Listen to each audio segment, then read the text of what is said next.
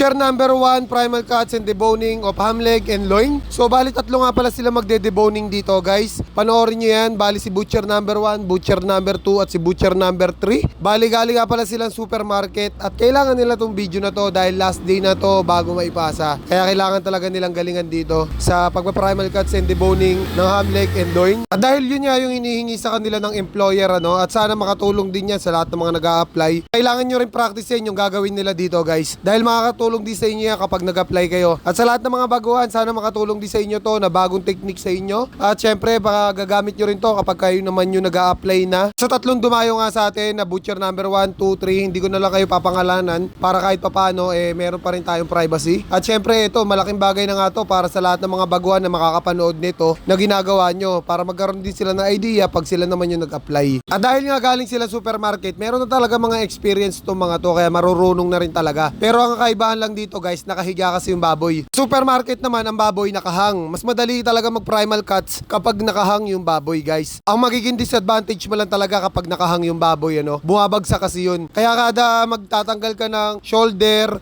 middle part, tsaka ham leg, dapat lalagyan mo ng hawakan yung baboy. Dahil bawal na bawal talagang sumayad sa sahig yung karne natin guys. Dahil makokontaminate ng bacteria yan. Kaya ang diskarte talaga kapag ka nagpa-primal cuts tayo pagka sa supermarket, meron tayong ginagamit na crates. Tapos lalagyan natin ng crates lining yan. Just in case na bumagsak man yung baboy, at least meron nakasupport sa ilalim. At para hindi makontaminate yung baboy natin ng bacteria guys. Pero pag sanay ka na sa nakahigang primal cuts, mas madali na lang talaga kaysa nakahang. Kasi sa nakahang guys, babagsak pa yung baboy, mapupunta sa crates lining, iaangat mo pa isa-isa sa lamesa bago mo ma-debone. Di ko tulad na nakahiga, diretso deboning, pwede yan. At ayun lang naman yung nakita kong advantage ng nakahigang carcass kaysa sa nakahang Pero syempre depende yan kung saan ka nasanay at kung ano yung field na pinagtatrabahuan mo, kung supermarket yan or wet market. Syempre tayo galing ng supermarket, at the same time nagkaroon tayo ng tindahan, kaya kahit ano yung ipagawa sa atin, kaya natin yan. Kaya natin gawing standard procedure yung pinapagawa sa atin dahil alam naman natin lahat yan at pinagdaanan na rin natin. So sinishare natin yan sa lahat ng mga baguhan, sa lahat ng mga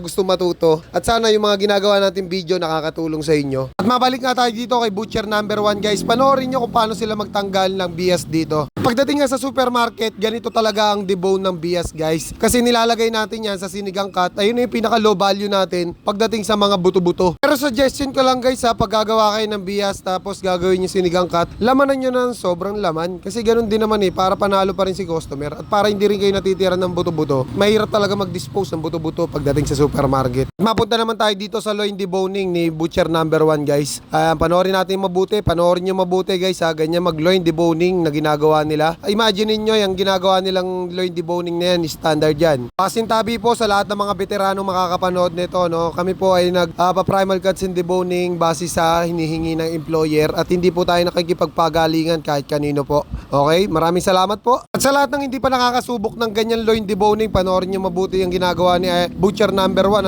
Sana makatulong din sa inyo yan. At tapos na nga dito sa loin deboning si Butcher number 1, okay na siya dyan. Kay Butcher number 2 naman tayo, deboning of palm leg, nakuha agad niya yung patahain dito, napakalupit. At si Butcher number 2 nga pala dito guys, sariling knife nga pala niya yung gamit niya rito Pero nakikita ko pa rin yung kamay niya dito nanginginig, kinakabahan. Ewan ko baka dahil lang di may video at siguro pressure lang din sa oras. Bali may video nga pala sila dyan sa harapan kaya malayo ako sa kanila Bawal talaga kasi tayo makita sa video nila. Alam naman natin kung saan nila gagamitin yung video na ginagawa nila At pagtatanggal nga rito ng pelvic bone ni Butcher number 2, alright na alright tayo dyan guys.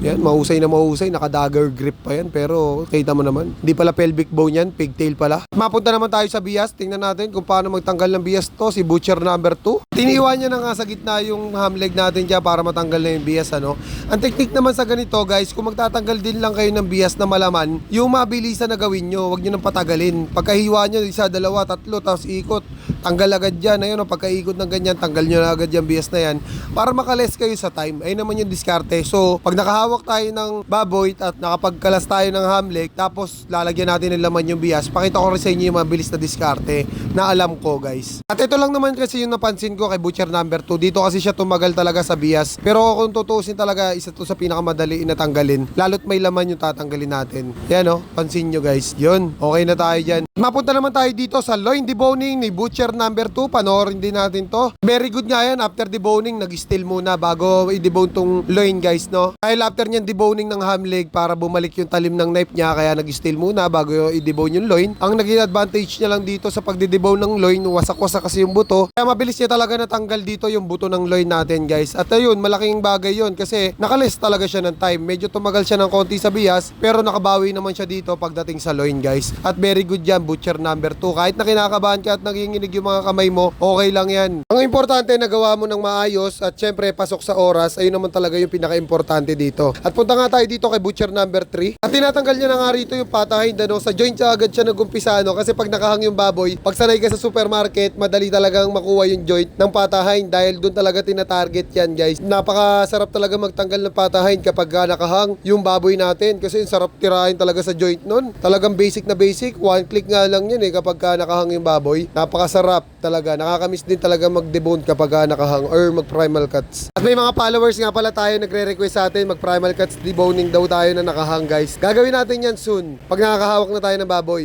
At mabalik nga tayo dito kay butcher number 3, no? Tanggal na dito yung pigtail. Ang basic lang mag-deboning nito ni butcher number 3, napakakalmado lang. Ganito yung mga nagde-debone na kumbaga kumpiyansa. Kumbaga sa basketball condition no? At ito, tinatanggal niya na rito yung bias guys. Ayan, kita nyo naman kung paano magtanggal ng bias to si butcher number 3. Yan, ganyan, pwede yung ganyan guys. Tapos dire-diretso lang no? Sana makuha rin ng mga baguhan yung ginagawa ni butcher number 3 dito na pagtatanggal ng bias, Medyo mabilis yung pagtatanggal dito ni butcher number 3 ng bias. At isa pa nga sa napansin ko dito kay butcher number 3, yung paggamit niya ng knife. Mahusay sa paggamit ng knife to si butcher number 3. Mapunta nga tayo dito sa pork loin ni butcher number 3 guys. Nagdagger grip siya dyan, tapos iniwa niya na yan ng dire-diretso lang. Focus na focus lang talaga dito si butcher number 3 sa pagde-debone ng pork loin natin dito mga kaibigan, no? Kasi hindi naman siya nape-pressure sa time dahil mahaba naman yung target time na binigay sa kanila or yung tina-target nilang time, kailangan pasok doon yung ginagawa nilang primal cuts and deboning of ham leg and pork loin. At base nga sa napanood ko, overall performance naman butcher 1, 2, 3, napakaganda at napakahusay. Shoutout nga pala sa inyong tatlo, no? Isa ako sa naniniwalang kaya nyo makapasa sa ina-applyan nyo. Samahan nyo lang palagi ng dasal at tiwala sa sarili. At sa lahat ng mga taga-supermarket, huwag kayong mawawalan ng pag-asa. Apply lang ng apply guys. Shoutout sa lahat ng mga taga-supermarket, san man kayong sulok ng mundo, and peace out.